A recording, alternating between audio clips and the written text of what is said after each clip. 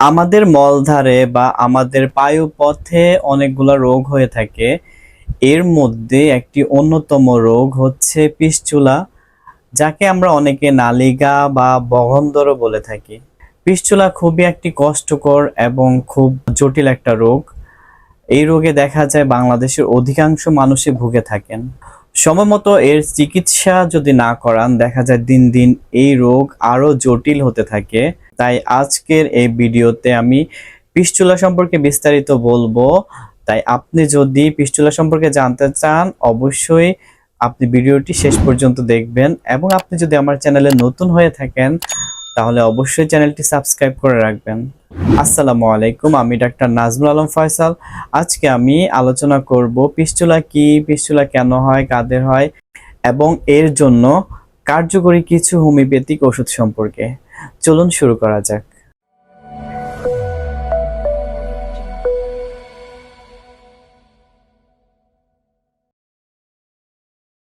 পিস্টুলা কি? পিস্টুলা বা ভগন্দর, এটা যেহেতু আমাদের মলধারে হয়ে থাকে বা আমাদের পায়ুপথে হয়ে থাকে, আমাদের পায়ুপথের ভিতরে অনেকগুলা গ্রন্থি থাকে। সেই গ্রন্থিগুলো থেকে বিভিন্ন ধরনের রস নিঃসৃত হয়, যেটা আমাদের পায়ুপথের মাধ্যমে আমাদের পায়খানা বের হতে সাহায্য করে। তো এই নালীগুলো বা এই গ্রন্থিগুলো যদি কোনো কারণে বন্ধ হয়ে সেখানে ইনফেকশন তৈরি হয়, তখন সেখানে এক ধরনের ঘা বা ক্ষত তৈরি হয়। এবং এখান থেকে দেখা যায় ইনফেকশনটা যখন তৈরি হয় তখন সেখানে এক ধরনের ফোড়ার মতো দেখা যায়, যেটা আমরা বাহির থেকে ফোড়ার মতো বোঝা যায়। এবং দেখা যায় কিছুদিন পরে এই ফোড়া ফেটে যায়, তখন এর থেকে এক ধরনের পুঁজ ময়লা বের হয়, দুর্গন্ধযুক্ত ময়লা বের হয়, অনেক সময় রক্ত বের হতে পারে। তখন এটা বের হওয়ার ফলে আমাদের বায়ুপথের যে কোনো পাশ দিয়ে দেখা যায় বায়ুপথের সাথে ভিতরের সাথে বাহিরের একটা কানেকশন তৈরি হয়। এই কানেকশনটাকেই বলা হয় যে পিস্টুলা। পায়ুপথের এই পিস্টুলা বা কানেকশন দেখা যায় আমাদের পায়ুপথের যে কোনো এক পাশে হতে পারে, আবার অনেক সময় মাল্টিপল, যেমন বায়ুপথের চারপাশে যে কোনো জায়গায় দুই পাশ তিন পাশেও হতে পারে। ফিস্টুলা কেন হয়? আমরা তো জানলাম যে ফিস্টুলা যদি আমাদের পায়ুপথের ভিতরে ময়লা জমে যে পুঁজ ফোড়া তৈরি হয় সেটার মাধ্যমে হয়। কিন্তু এগুলো বিশেষ করে কয়েকটা কারণে হয়ে থাকে। এর মধ্যে অন্যতম কারণ হচ্ছে যদি কারো যক্ষ্মা হওয়ার প্রবণতা থাকে বা যক্ষ্মা হয়ে থাকে, সেক্ষেত্রে টিবি রোগ বা যক্ষ্মা থেকেও পায়ুপথে ফিস্টুলা হতে পারে। এইডস রোগের কারণেও পায়ুপথে এই ধরনের ফিস্টুলা হতে পারে।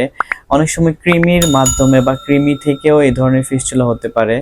আবার দেখা যায় কারো যদি দীর্ঘদিন বাথরুম শক্ত থাকে, কষা থাকে, পায়খানা কনস্টিপেশন থাকে, ঠিকমতো যদি বাথরুম না হয়, সেগুলো থেকে ইনফেকশন হয়ে বা আমাদের বাথরুমের রাস্তায় দেখা যায় ফিস্টুলা বা বগন্দর হতে পারে।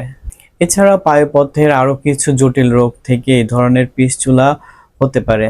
এখন আমরা কিভাবে বুঝবো যে এই পায়ুপথে পিস্টুলা হয়েছে, বা রোগী আমাদেরকে কি ধরনের সিমটম দিবে বা কি ধরনের লক্ষণ রোগী আমাদের কাছে এসে রোগীরা বলে থাকেন? রোগীরা সাধারণত আমাদের কাছে এসে বলে থাকেন যে ডক্টর সাহেব, আমার পায়খানার রাস্তায় এক ধরনের ফোড়া হয়েছে একটা, পায়খানা রাস্তার পাশে বা আমাদের মলধারের পাশে। আর সেই ফোড়া থেকে দেখা যায় কয়েকদিন পর পর একটু করে ফোড়াটা পাকে, পুঁজ বের হয়, ব্যথা করে। আবার যখন সেটা থেকে পুঁজ বের হয়ে যায় বা পুঁজ রক্ত বের হয়, সেখানে দেখা যায় ব্যথা ভালো হয়ে যায়। আবার কিছুদিন পরে দেখা যায় এটা আবার ফাটে, আবার পুঁজ রক্ত বের হয়, আবার ব্যথা করে, আবার ভালো হয়। এভাবে দেখা যায় কয়েকদিন পর পর পিরিয়ডিক্যালি দেখা যায় কারো 1 সপ্তাহ, 15 দিন, 20 দিন বা 1 মাস পর পরে এই সিস্টেমটা, এই প্রক্রিয়াটা হতে থাকে। এই ধরনের লক্ষণ পেলে আমরা তখন ফিস্টুলা হয়েছে বলে ধরে নিই। এছাড়াও পায়ুপথের বিভিন্ন ধরনের পরীক্ষার মাধ্যমেও ফিস্টুলা হয়েছে কিনা সেটা বোঝা যায়। এখন আমরা জানবো ফিস্টুলার জন্য কার্যকরী কিছু হোমিওপ্যাথিক ওষুধ সম্পর্কে, যেটা দেখা যায় অপারেশন ছাড়াই খুব দ্রুত ফিস্টুলা আরোগ্য করতে সাহায্য করে। ফিস্টুলার প্রাথমিক অবস্থায় আমরা যে ওষুধটি দিয়ে থাকি সেটা হচ্ছে হিপারসালভ। এই স্টেজে দেখা যায় ফিস্টুলা পেকে ফোড়ার মতো হয়ে যায় এবং সেখানে অনেক বেশি ব্যথা করে, দপদপানি ব্যথা, ঠান্ডা পানি লাগলে অসহ্য হয়। রোগী ধরতেই দেয় না ডক্টরকে এবং দেখতেও দেয় না। রোগী বাথরুম করার পর যখন পানি নেয় তার অনেক কষ্ট হয়।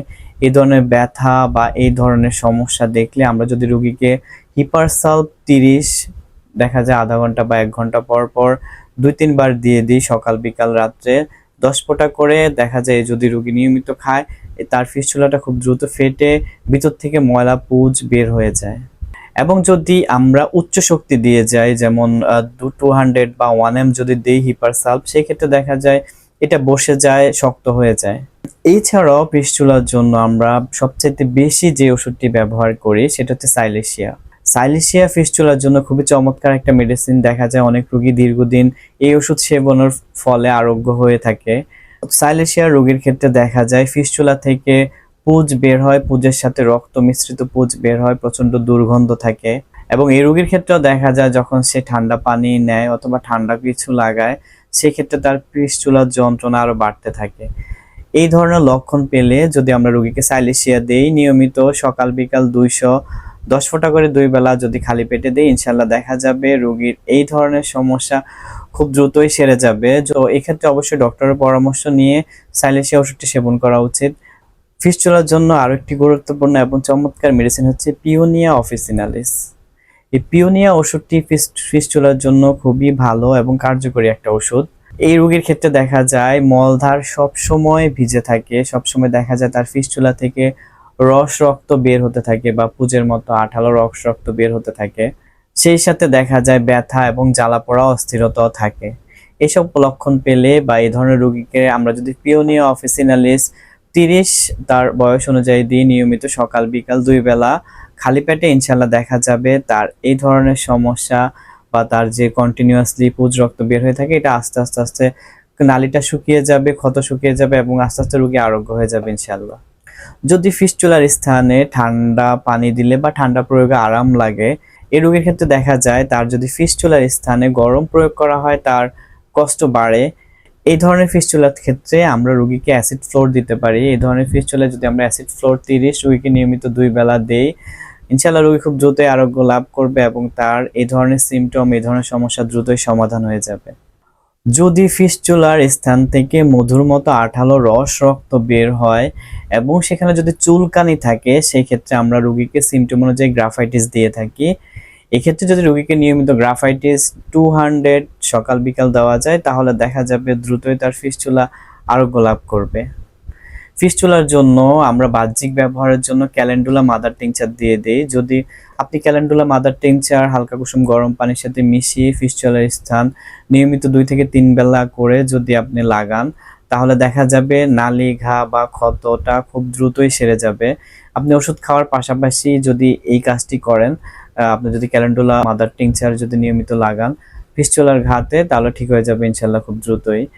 এছাড়াও ফিস্টুলার জন্য আমরা বায়োকেমিক হিসাবে ক্যালকেরিয়া সালফ 6x অথবা সাইলেশিয়া 6x যদি ওষুধের সাথে সাথে নিয়মিত দেই রোগীকে, তাহলে ইনশাল্লাহ দেখা যাবে ফিস্টুলাটা আরো দ্রুত আরোগ্য লাভ করবে।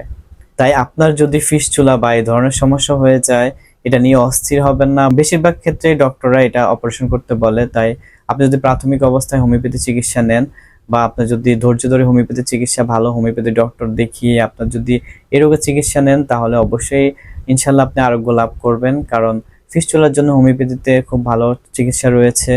আর যদি ভিডিওটি ভালো লাগে অবশ্যই লাইক কমেন্ট শেয়ার করবেন এবং সাবস্ক্রাইব করে রাখবেন। ইনশাআল্লাহ দেখা হবে পরবর্তী কোনো ভিডিওতে। ভালো থাকবেন। আসসালামু আলাইকুম।